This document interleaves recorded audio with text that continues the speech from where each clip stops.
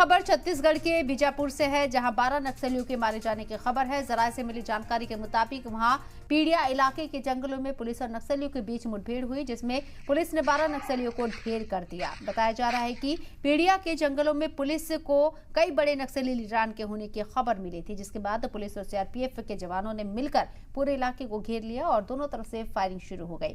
जराये के मुताबिक मुठभेड़ अभी भी जारी है और इस मुठभेड़ पर सीएम विष्णुदेव साय का बयान भी सामने आया है, जिन्होंने नक्सलवाद के खिलाफ जारी लड़ाई में इसे सैनिकों की बड़ी कामयाबी बताई है।